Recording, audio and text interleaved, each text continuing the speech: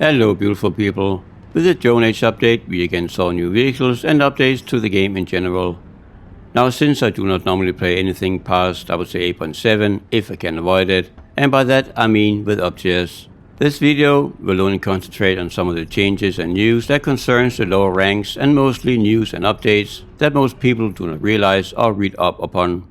First off, we have a much welcomed update for the German Panzer IV Js. Previously, it almost had a non-existent turret rotation due to the fact that it does not have any turret motor and needs to be turned by hand by the gunner. This is still the fact, but I think Gaijin looked at the numbers and saw how little the regular Panzer IV J was being played and used. It was really never happening. So with the Drone Age update, they have increased the turret rotation for the two Panzer IV Js, the regular one in the tech tree and the premium version from 6 to 10 degrees a second. This may seem like a small improvement, but it has made the Panzer IV Js much more useful.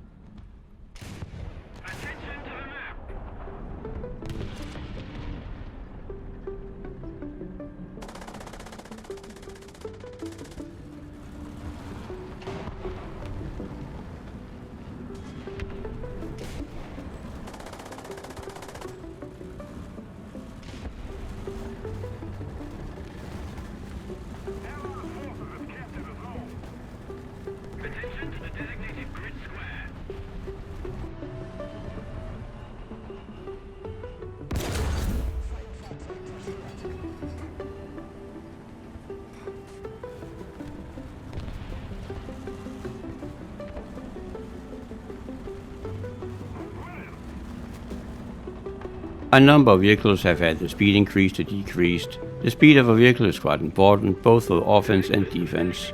All M10 tank destroyers have had the speed increased from 42 to 48 km an hour.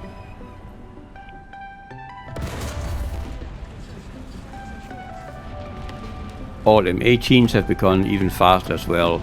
They went from 72 to 80 km an hour top, and their reverse speed has also greatly been increased from 10 to 16 km an hour.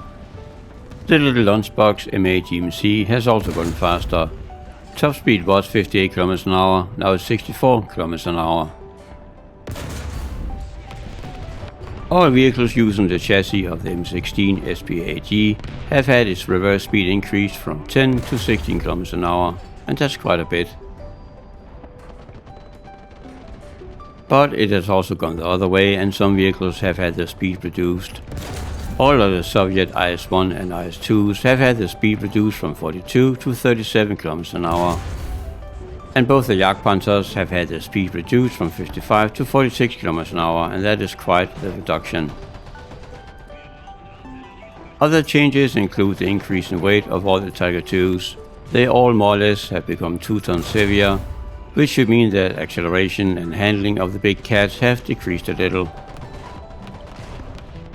The Elephant and Ferdinand got an increase in engine power from 530 to 625 horsepower, so now they should be able to accelerate a little better and maybe climb a little better. The Oliphant Mark 1A tank at battle rank 8.3 had its turret rotation increased from 12 to 18 degrees a second, and that is quite a bit, so good for you, Oliphant. All of the M46 Patton tanks have had their turret rotation decreased from 24 to 21 degrees a second. Not a great deal, but still a reduction. The tank destroyer from the previous battle pass, the that bloody thing, now has smoke launchers at it. So good for you. The French AMX-50 GOA 100, sitting at battle rank 7.3, had its weight greatly reduced from 53.7 to 48.4 tons. This should be noticeable in its handling and acceleration, but you tell me, I have not had it out for quite some time now. The French anti-aircraft vehicle, the CCKW 535AA, that is a US truck with a 40mm bore for scanning at 2.0, had its crew doubled from 3 to 6. Now I mentioned that in a video that I made last year in the series about SPAGs, and I found it incredible that an SPAG vehicle with a large 40mm cannon only had 3 crew members, also taking into consideration how vulnerable it already is to basically everything. So I'm quite happy that Gaijin has made this welcomed and needed change to the vehicle. It is still super vulnerable, but now it has a chance to at least survive a single strafing run. Another French SPAG, the BR 4.3 AMX30 DCA40, also had its crew increased from 4 to 5. It furthermore had its rate decreased from 15.4 to 14.5 tons, so its acceleration and handling should be a tiny bit improved.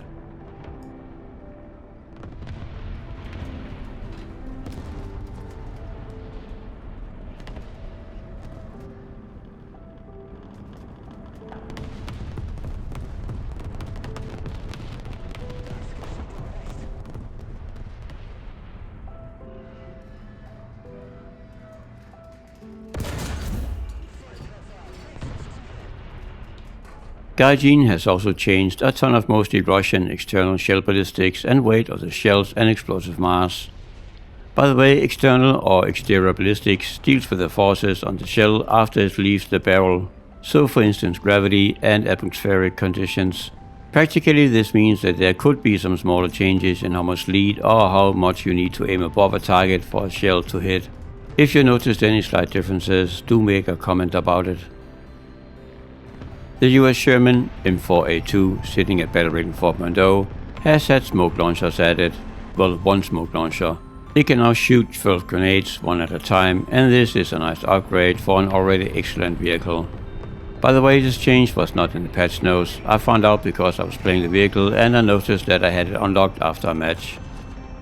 And a nice little change, HY rockets have now been added to the suspended weaponry of the Corsair F4U C1. And lastly, one of the headlines for the updates was the ability for most American bombers, but also some fighters and helicopters, to now extinguish at least one fire with built-in fire prevention systems. We just have to wait and see in practice if this will actually save anyone. In ARB and in the vast majority of instances, a bomber will be chased and shot down until they break up. But sometimes players do turn away from bombers they have set on fire. So it's a combination of both the player using the bomber and the player who's chasing the bomber that will determine if this new mechanic will have any real effect. But no matter what, it's a nice addition. Something I would love to see in another patch would be an ammo counter for gunners on bombers like we have on machine guns on ground vehicles. This would greatly improve a player using a bomber's ability to gauge if he should spend the rest of the ammo and just go ahead and start on the lengthy reload that all bombers have, or wait because he has enough ammo for our next engagement. There's been plenty of times where I was not able to defend myself in a bomber simply because the guns were empty and I had to sit and wait for the stupidly long reload the guns on a bomber have. It would be a nice quality of life update for bombers to have ammo counters added for the gunners. Now there's a lot of other smaller changes and additions than the one I've mentioned, so if you're interested you should go look at the changelog in detail. But that was about it. Until next time, remember to deploy your die brakes. Have a good one.